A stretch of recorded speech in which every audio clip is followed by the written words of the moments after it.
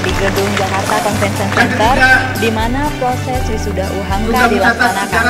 Sekitar 1.170-an para wisudawan akan diwisuda pada siang hari ini, dan 30 mahasiswa diantaranya adalah mahasiswa FISIP UHAMKA.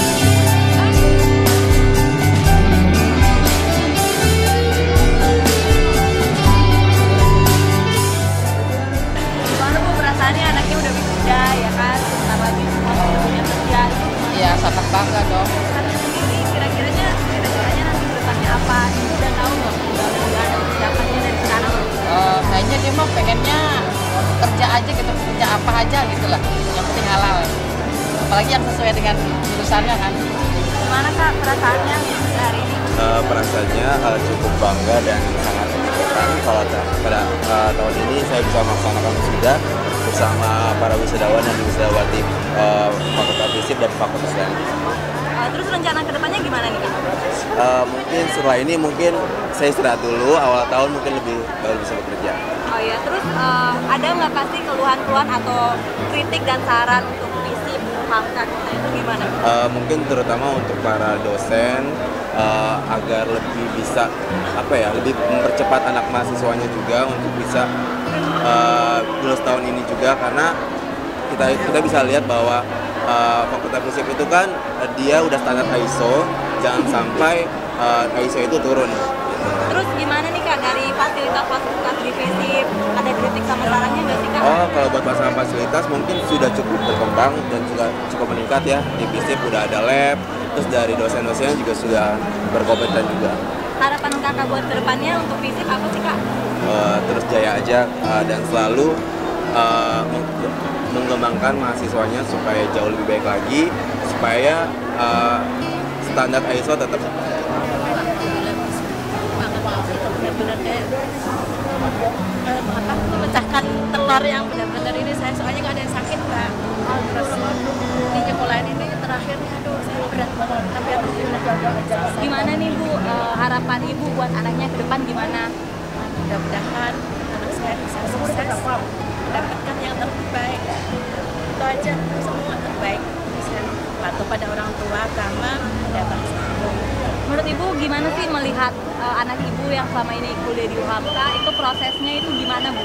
Ibu melihatnya bagus, alhamdulillah, karena dia banyak membantu orang tua. Karena saya sakit juga, semua dia yang ini semua.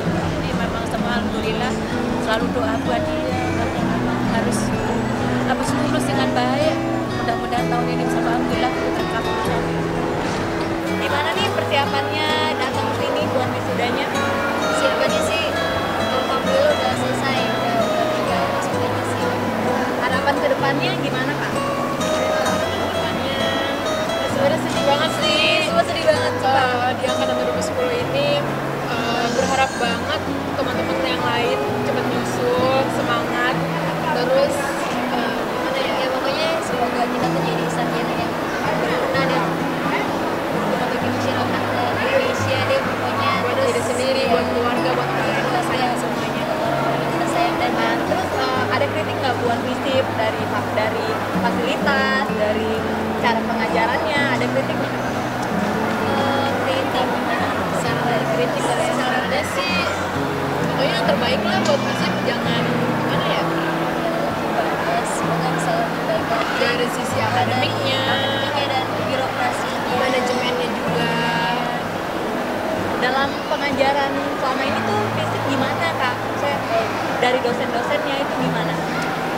Dari dosennya sih dosennya baik, dan cara mengajarnya pun asik, dan kita bisa langsung mengerti gitu kan, dan benar-benar terpakai gitu pas di dunia kerja, bisa terpakai sesuai dengan jurusan saya.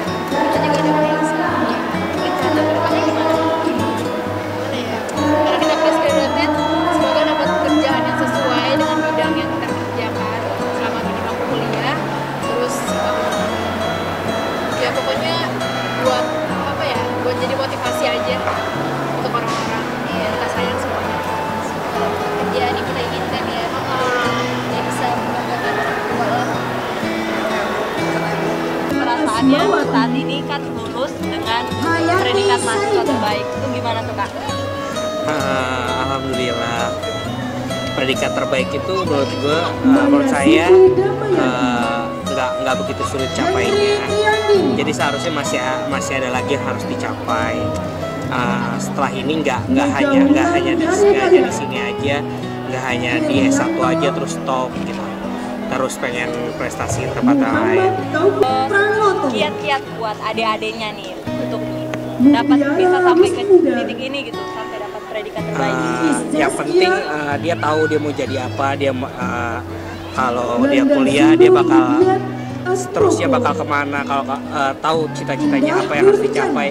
Kalau tahu harus yang dicapai pasti dia tahu gimana caranya, cara mencapainya. Jadi kalau misalnya dia tahu cita-citanya dia bakal tekun belajar, tapi kalau enggak ya dia bakal stop di tengah. Bisa bagi-bagi sedikit nggak metode belajar atau metode praktek sampai bisa sampai ke saat ini? FISIP ilmu sosial itu nggak perlu pakai hafalan, tapi yang penting gimana caranya harus paham semua yang teorinya. FISIP juga ilmu sosial juga nggak lepas dari sejarah, berarti harus banyak baca juga tentang sejarah, karena walaupun komunikasi ilmu interdisiplin tapi kan mencakup banyak ilmu, jadi ya harus banyak baca dari banyak ilmu yang ada, psikologi, antropolog, sosiolog. Nah itu kan penting. Rencana kedepannya nih mau ngapain aja nih? Saya mau terus karir dulu, kan ini udah jadi wartawan di situ. Terus lanjut mungkin setahun ke depan, setelah itu baru nyari S2 scholarship juga. Ada kritik dan saran nggak sih buat FISIP UHAMKA, terutamanya buat adik-adiknya, buat dosennya, buat fasilitasnya? Buat dosen lebih nekenin praktik ketimbang teori. Terus ketika bicara teori harus digabungin sama fenomena yang ada, karena banyak orang bicara teori tapi nggak pernah diganti dengan fenomena. Dengan mahasiswanya ya mahasiswa sosial tuh harus kreatif, harus banyak pengalaman, karena ketika nanti di luar cari kerja yang ditanya itu bukan IPK atau apa, tapi pengalamannya dan wawasannya terkait dunia sosial. Itu sih yang perlu. Terkait dengan fasilitasnya, saya rasa masih kurang fasilitas di bagian buku, literatur tentang literatur dari luar. Banyak buku paradigma yang nggak ada, buku teori-teori yang terbaru nggak ada, karena yang ada itu hanya teori-teori lama aja. Kepada buat teman-teman FISIP UHAMKA, selamat atas wisudanya hari ini. Semoga ini merupakan awal terbaik untuk kalian mencapai kesuksesan di dunia kerja. Welcome to the jungle. Assalamualaikum Bu Ika. Tadi kan sudah Bu Ika mendapatkan penghargaan sebagai dosen teladan. Itu perasaan Ibu Ika seperti apa sekarang? Alhamdulillah ya,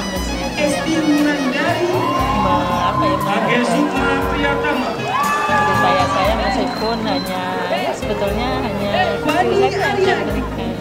Seperti apa sih? Ada nggak sih Bu kiat-kiatnya untuk melakukan metode pengajaran agar supaya mahasiswa itu tuh lebih mengerti dengan apa yang dosen ajarkan? Ya, tentu selain belajar di kelas harus sering diajak ke lapangan supaya mereka merasakan mana sih, misalnya kalau yang untuk liputan jurnalistik ya, tidak hanya di kelas tapi juga kita panggil dosen-dosen tamu yang berpengalaman di bidangnya, juga saya ajak kayak tadi misalnya ada pameran lukisan dibuka oleh Menteri Kesehatan. Nah, saya ajak mereka supaya mereka juga bergaul, merasakan bagaimana jadi wartawan yang sesungguhnya, bagaimana menembus narasumber. Yang penting itu kan mungkin kalau soal kepandian saya kira sama ya dengan yang lain, tetapi keberanian ya, terus pengalaman itu penting gitu ya. Saya mungkin paling sering ya ngajak jalan-jalan. Harapan Ibu ke depannya dosen untuk para mahasiswanya itu seperti apa? Untuk para dosen itu sebagai pendidik tidak cukup sampai di situ ya, harus selalu memperkaya diri dengan bacaan, dengan kursus-kursus, dengan pendidikan gitu, supaya tidak ketinggalan, karena dengan adanya internet ini kan dunia jurnalistik, dunia kehumasan, penyiaran maupun periklanan itu berubah drastis. Melihat mahasiswa-mahasiswanya yang sekarang yang udah wisuda, Ibu harapan buat mereka ke depannya gimana Bu? Ya tentu supaya mereka tidak lupa pada alma mater ya, bisa memberikan ya, datang sekali-sekali untuk silaturahmi dan juga berbagi ilmu pengetahuan dengan adik-adik kelasnya, supaya adik kelasnya ini termotivasi ya untuk mengikuti jejak kakak.